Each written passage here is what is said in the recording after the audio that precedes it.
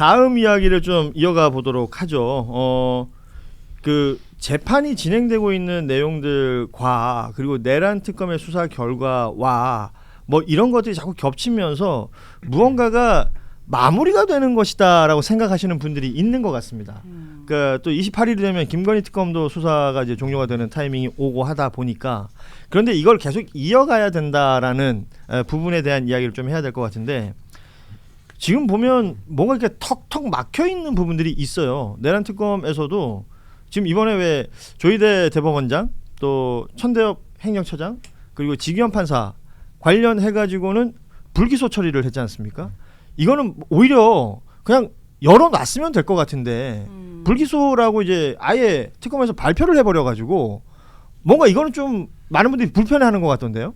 그러니까 이제 무혐의로 이제 판단을 해준 건데 결국에는 지금 심우정 총장 같은 경우는 지금 경찰에다가 더 이어서 수사를 그렇죠. 하라고 인계를 예. 한 것이고 지금 말씀하신 대로 뭐 김건희, 조희대 그리고 천대엽, 지기현 이런 사람들에 대해 가지고는 특검이 조사 한번 제대로 안 해봤는데 그러니까요. 어떻게 결론을 알고 그냥 선제적으로 무혐의 사실상 면죄부를 주고 있는 거거든요. 예. 그러니까 여기에 대해서는 저는 지금 이 조은석 특검이 마지막에 수사 결과로서 결국은 말을 하는 것인데 너무나도 김건희 조희대 친화적인 결론을 내리고 간 거 아니냐. 그럼 여기에 대해서는 그렇다고 우리가 멈출 수는 없잖아요. 예. 그러니까 저는 뭐 앞으로 더 어려운 난관들이 좀 있겠습니다만은 전 이 특검의 이 안타까운 행동에 대해서도 우리가 지적을 하면서 더 뚫고 나가야 될 상황 아니냐라는 생각이 듭니다. 언급을 안 했으면 됐지 왜 이렇게까지 단정적으로 얘기한 이유가 뭐예요? 그러니까 그 부분에 많은 분들이 불편해하는 것 궁금한데? 같아요. 그렇죠. 모셔서 물어보면 안 돼요? 옆에 계신 분 한번 여쭤볼까요? 아, 이분 알아요? 이분 저도 모르는데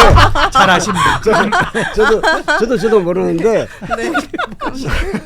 아시면 말씀 아니. 주세요. 너무 궁금해요. 아니 그냥 저도 의문만 날 뿐이에요. 의문만 날 뿐이에요. 왜냐하면 이제 그 어제 박지영 특검보 브리핑에 보면 조 원장은 0시 40분에 도착했기 때문에 이 특검의 이제 대법원의 논의 과정에서 포함되지 않았다는데 회의보다 늦게 출근했다는 거 아니에요? 그러니까. 조희대 네. 대법원장이 이게 10시 반에 계엄을 선포했잖아요. 그리고 처음에는 가족이 알려줬다고 하잖아요. 그렇죠. 네. 10시 반부터 0시 40분까지 뭘 한 거예요? 그러니까. 그건 한 두세 시간 가까이를 뭘 한 거예요? 0시 40분에 왔고 그리고 회의는 0시 30분쯤에 이제 회의가 대법원에서 열렸다고 해요. 그리고 이제 저기 계엄 쪽에서 이제 그 대법관 이제 법원 사무관 한 명을 파견해 달라는데 거절했다고 하잖아요. 근데 법원 사무관 파견을 요청한 게 0시 50분이에요. 그리고 1시에 해제가 돼요. 10분 동안 이거 어떡하지라고 하다 해제됐네. 그러니까 하다 끝난 거죠. 그러고 나서 해제되고 나서 우리 파견 못 해. 야, 이거 만약에 한 10시 반쯤에 파견 달라고 했으면 어땠을까라는 생각이 나더라고요. 예. 그때는 이제 시간을 잘 몰랐어요. 근데 막 뭉뚱그려서 얘기를 하니까 근데 시간을 보니까 이건 뭐지라는 그런 의구심이 나고 그리고 그 회의를 해서 이제 뭐 규정이 어떻게 되냐라는 건데 그 규정이라는 거는 이건 헌법을 봐야 되는 거지 규정을 본다는 거는 계엄령 규정을 본다는 뜻이잖아요. 그렇죠. 그런 의구심이 나는데 당연히 그런 의구심이 갖는 게 당연한 거 저희랑 아닌가요? 비슷한데요, 생각이 이분도. 그러니까 뭐 의구심. 답을 주실 줄 알았는데. 근데 조희대 같은 경우에는 어쨌든 윤석열을 탈옥시키는데도 침묵했었고 무엇보다도 굉장히 빠른 시간에 뭐 몇만 장의 뭐를 검토해가지고 이재명 대통령 못되게 만들려고 그런 또 의심을 받고 있는데 어떻게 저러죠? 예. 조은석 특검이 이번에 이제 공식적으로 밝힌 이유는 명분은 그거예요. 뭐예요? 국민들이 많은 의구심을 갖고 있는 부분들 중에서 아닌 것은 아니라고 정리를 하는 것도 자신들의 역할이었다라고 그렇게 입장을 밝혔는데 이게 약간 법조인들이 가지기 쉬운 강박관념을 가졌던 게 아닌가. 249건이라고 하는 사건들을 처리하는 과정에서 딱 정확히 이 계엄이라고 하는 걸 본인이 바라보기에는 문제, 형사 사법적으로 문제가 되는 부분을 이만큼으로 딱 잡아놓고 그 바깥으로 나가는 부분들은 그건 모른다거나 아니면 우리 업무부에 넘는다거나 이렇게 그냥 차라리 열린 결말을 줬으면 좋겠는데 여기서 내가 그냥 사초를 정리한다는 그런 각오를 하시다 보니까 엉뚱한 데서 무리를 하신 게 아닌가 싶은 생각이 들어요. 그리고 저도 실장님 분석에 정말로 동의라는 게 12시 50분 법원이 그날 취했어야 될 거는요. 적어도 자정 무렵에는 이 계엄이 위헌하다는 입장을 발표를 했었어야 돼요. 입장이다. 예, 저는 그걸 안 한 것만으로도 이분들은 직무유기를 했다라고 봐요, 사실은. 뭐 질에서 보내고 뭐 간부회의를 열었고 대법원 회의로 열고 필요 없어요. 국민들의 판단은 이미 다 끝났어요. 10시 반에 11시 전에 끝났어요. 계엄 접하고 포고령 있는 순간 이게 뭐야 이게 이렇게 돼야 되는 거예요. 그러니까 눈치 봤던 거예요. 눈치 본 거. 그러니까 특검이 발표한 내용 이 문장이 제일 이해가 안 되는 거예요. 계엄 직후에 대법원 긴급회의를 열고 사법권을 계엄 사령부로 이양하려고 했다는 등의 내란 동조 의혹에 네. 간부 회의를 개최한 정황이 확인되지 않았다. 특검이 이렇게 얘기를 했습니다. 그러니까 이걸 확인하는 방법이라는 게 진술서 보내서 다 받았다는 거 아니에요. 그러니까 서면으로 질문하고 서면으로 다 받아서 어이구 안 했다 안 해? 안 했답니다. 이렇게 발표한 거거든요. 그때 김건희 주가 조작 수사할 때 그렇게 해줬죠. 그러니까요. 네, 물어보고 김건희 원하는 대로 해줬죠. 그럼 조은석 특검이 이렇게 발표하면 우리는 조이대라든지 사법부에 대해서 더 이상 조사를 할 수 없는 거예요? 야, 이 질문 중요한 질문입니다.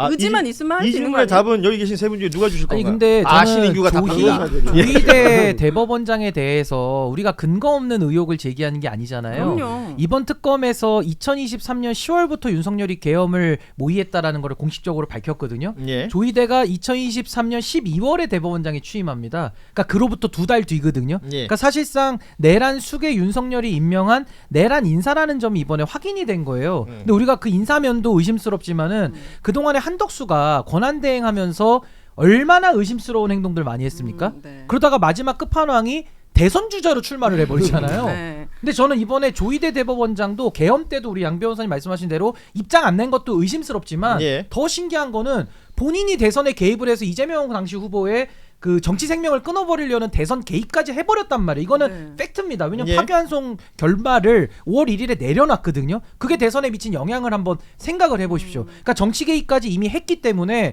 국민들 입장에서는 당연히 이거는 한덕수의 행위를 마치 조희대의 행위에서 보는 느낌이기 때문에 지금 한덕수 어떻게 돼 있습니까? 어떻게 돼 있어요? 그때는 뭐 본인이 계엄에는 전혀 몰랐고 뜯어 말렸고 했는데 거짓말한 거 다 드러나가지고 그러니까. 징역 15년 지금 구형받은 상태예요. 네. 그럼 조희대도 우리가 조희대의 말을 그대로 믿어줄 수가 없는 당연하죠. 한덕수 사례, 최상목 사례 너무나도 많은 이 정권의 윤석열 정권의 그 거짓말들과 부도덕성이 다 나오고 있지 않습니까? 그러니까 조사를 해요 말아요. 해야죠. 어. 근데 해야 되는데 이걸 지금 조은석 특검이 사실상 이 수사를 좀 뭐랄까 걸림돌을 만들어놨기 때문에 무혐의 판단을 해버렸기 예, 때문에. 근데 저는 그렇다고 해서 이게 수사가 안 될 상황은 아니기 때문에 전 네. 그 다음에 뭐 국수본이든 종합특검이든 아니면 공수처가 됐든 전 이어받아서 반드시 이거는 진실을 끝까지 파헤쳐야 된다. 저 그렇게 봅니다. 신 변호사님이 말씀하신 부분을 해내야 되는 이유가 큰 이유가 있어요.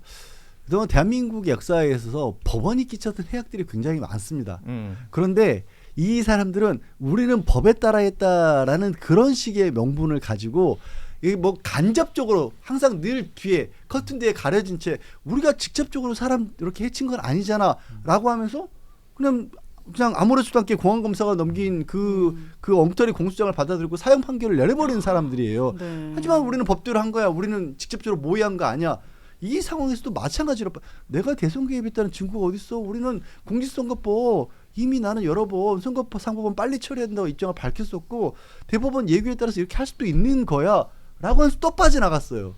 그래서 지금 사법개혁 얘기까지 나오게 만드는데도 불구하고 내란이라는 심각한 상황에서도 그런 식으로 아니야 우리는 절차 위반한 거 없어 라는 걸 그냥 빠져두게 둔다면 네.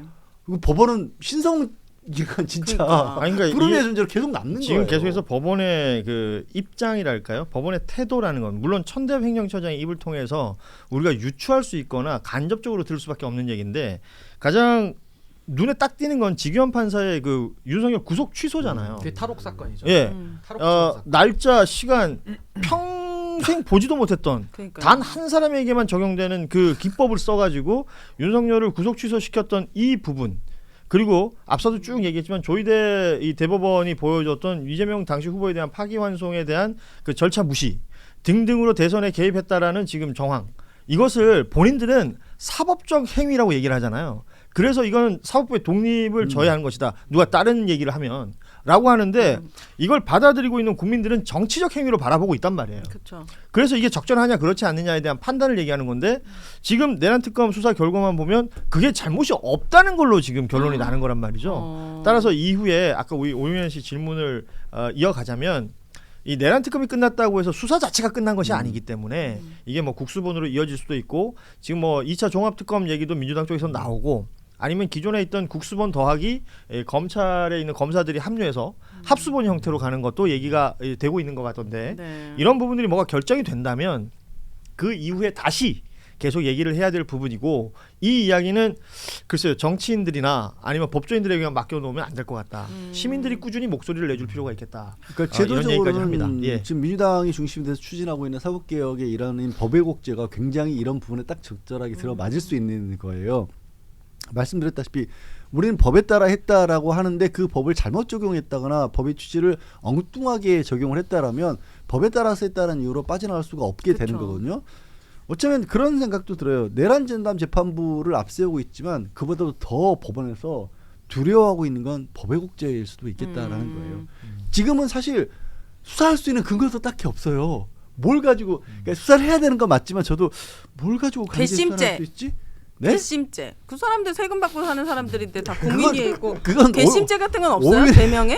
아, 없나? 있어요. 있죠. 아니 괘씸죄라는 거라기보다는 법 왜곡죄를 있는 말로. 신설해서 처벌하는 것도 하나의 방법인데 네. 이건 또 전체 법관들을 또 잠재적 범죄자로 또 만드는 네, 네. 부분이 있어서 전 지금 상황에 꼭 전체 법관들과 꼭 이걸 지금 전선을 그어야 되느냐 그건 저는 좀 의문이 있어서 네. 지금 전선은 지기현, 조희대, 천대엽과 같은 이 일탈한 법관들과 전체 국민의 전선을 치는 것이 저는 훨씬 더 문제 해결에 수월하지 않냐. 근데 우리 오윤혜 누님 말씀하신 그 괘씸죄는요. 네. 징계로 책임 물으면 됩니다. 그 징계를 국회에서 탄핵 소추하는 거는 괘씸죄로도 할 수 있는 거예요. 왜냐하면 죄가 법률적으로 아니 법원 책에 아니, 그건 괘씸죄가 오해하지 있나요? 마시고 아, 괘씸죄의 없어요? 의미를 진짜로 많이 아니, 그러니까- 들어봤거든요. 그러니까 그죠? 형사처벌보다는 그렇구나. 징계 차원에서 지금 지기현이나 조희대 정도만 되면 제가 법률적으로 판단할 때는 충분히 이건 탄핵으로 그 직에서 옷을 벗기는 거 정도는 전 가능하다고 본보기가 보거든요. 필요합니다. 아니 그러니까요. 네. 그러니까 그런 부분에 대해서 적극적으로 지금은 권한을 행사해야 될 때 아니냐. 예, 예. 저 그런 생각이 좀 듭니다. 두 분이 지난주에 같은 프로그램 녹화를 다녀오셔서 그런지 합이 네. 잘 맞네요. 예, 뭐 출장 갔는데 뭐 가서